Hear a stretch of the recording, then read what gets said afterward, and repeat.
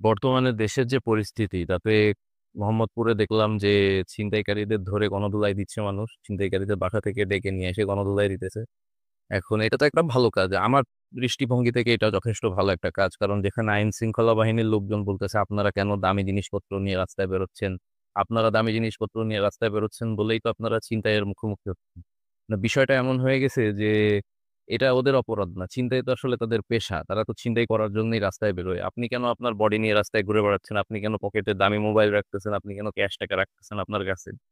আপনার ভুল, এটা আপনার ভুল। মানে পুলিশ প্রশাসনের যে বক্তব্য, আরে অ্যাকচুয়ালি পুলিশ প্রশাসনের এখানে কোনো দোষ নাই। তার কারণ হচ্ছে আমাদের দেশে যে দলই ক্ষমতায় আসুক না কেন, সর্বপ্রথম যে কাজটা ক্ষমতায় আসার পর একটা দল করে সেটা হচ্ছে প্রশাসনের একবার নতুন করে সুন্নতে খাতনা দেওয়া। এখন সুন্নতে খাতনা তো আসলে অনেকবার হয়ে গেছে, একটা প্রশাসনের কতবার খাতনা করবে? খাতনা করতে করতে ওদের তো আর নাই কিছু, ওরা তো এখন হিজড়া পর্যায়ে চলে যাওয়ার মতো অবস্থা হয়েছে। না, চলে গেছে, হিজড়াই হয়ে গেছে। যাই হোক, সাধারণ মানুষও দেখলাম যে ছিনতাইকারীদের পক্ষে কথা বলতেছে যে না, এরা সাধারণ মানুষ, এদের এইভাবে হেনস্থা করা উচিত না। আরে ভাই, একটা মানুষের রাস্তায় ফেলায় চাপাতি দিয়ে বা তারপরে বিভিন্ন রকম অস্ত্র দিয়ে কুপাইতেছে, এরা মানুষ।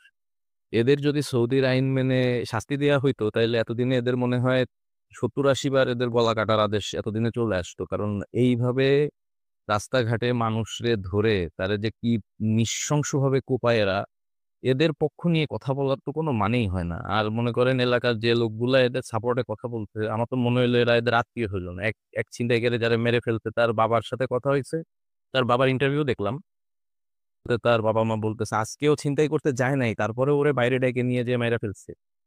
আজকে যায় নাই সেই জন্য ওর আজকে 7 খুন মাফ। ও যেদিন যায় ওই দিন ওরে পিটাই মারার লাইসেন্স সবার আছে, যেদিন যাবে না সেদিন মারা যাবে না, ঠিক আছে? এরকম একটা সিচুয়েশন। কঠিন একটা দেশে বসবাস করি আমরা। এই দেশের অবস্থা এমন যে আপনি রাস্তাঘাটে বেরোইছেন কেন? আপনি রাস্তাঘাটে বেরোবেন, ক্রিমিনালের তো কাজই মনে করেন আপনার পেট ফুটো করে ছুরি ঢুকায় দিয়ে। ও তো ওর কাজ করতেছে, ও তো কোনো খারাপ কাজ করতেছে না। আপনি আপনার বডি নিয়ে রাস্তায় ঘুরে বেড়াইতেছেন কিসের জন্য? আপনি বডি নিয়ে ঘুরে বেড়াবেন, ক্রিমিনাল আপনারা দেখবে, ও তো সবের ব্যাপার আপনার ফুটো করে দিয়ে চলে যাবে। আপনি ছিনতাইকারীদের সামনে দিয়ে ঘুরে বেড়াবেন মোবাইল নিয়ে, আপনার ছিনতাইকারীরা তো নিবেই, কারণ এটা ওদের পেশা। আমাদের প্রশাসনের বক্তব্য অনুযায়ী আমার যেটা মনে হইল যে আপনারা খালি খালি এত দামি মোবাইল পকেটে টাকা নিয়ে রাস্তায় বেরোন কিসের জন্য? আপনারা স্যান্ডো গেঞ্জি ফুটো ফুটো করে নিয়ে রাস্তাঘাটে বেরোবে, ছেঁড়া প্যান্ট পরে রাস্তাঘাটে বেরোবেন, ছিনতাইকারী কনফিউজ হয়ে যাবে যে ভিখারি না মানুষ। আর পুলিশ প্রশাসনের উপরে খালি খালি আপনারা এত ডিপেন্ডেন্ট হয়েন না। পুলিশই বলে দিছে যে দামি জিনিসপত্র নিয়ে বেরোইলে আপনার মারা খাওয়ার সম্ভাবনা আছে। আপনারা দরকার হইলে নর্মালি বেরোবেন, বেরোয় আপনার পুলিশ প্রশাসনের ধরে ধরে মারা দিয়ে দিবেন। ধরবেন, ধইরা বানাবেন, বানায় বলবেন যে "এই শালা তুই টাকা নিয়ে বেরোইছিস কি লেগা? আমগো কইস টাকা নিয়ে বেরোইলে চিন্তাই হবে, নিজে টাকা নিয়ে বেরোইছিস।" এরকম বাটে ফেলায় দিতে হবে, বুঝছেন? এরকম বাটে ফেলায় না দিলে এরা বুঝবে না। আর ছিনতাইকারীদের উদ্দেশ্য করে একটা কথাই বলার আছে যে, "আপনারা খুবই ভালো কাজ করতেছেন। আপনারা দেশের নাম উজ্জ্বল করতেছেন।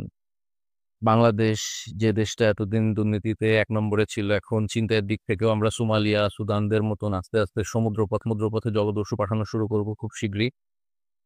এরকম ছোটখাটো রাস্তাঘাটে চুরি-চামারি ছিনতাই করে সামান্য অল্প কিছু তো হবে না। ভালো, ভালো বড়, বড় কাজ করতে হবে। ঠিক আছে? আমরা তো সাধারণ মানুষ। আমাদের হয় দেশ ছাড়তে হবে নাইলে দেশে থাকতে হবে। দেশে থাকা ছাড়া তো আসলে কোনো উপায় নাই। দেশ ছাড়ার মতো টাকা আমাদের নাই। এখন ছিনতাইকারীদের সাথেই আমাদের চলাফেরা করতে হবে। ছিনতাইকারীদের সাথে মানায় গুছায় নিয়ে যতটা সম্ভব আমরা চেষ্টা করব তাদের পেশায় যেন কোনো ক্ষতি না হয় সেরকম কাজ করার। পুলিশ প্রশাসনের উপরে আশা করে কোনো লাভ নাই। তাদের খাতনা দিতে, দিতে তাদের একদম নাই হয়ে গেছে মেশিন।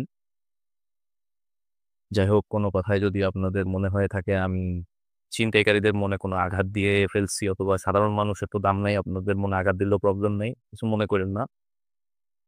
ভালো থাকেন। আল্লাহ হাফেজ। আর যাওয়ার আগে সাবস্ক্রাইব করে দিয়ে যান।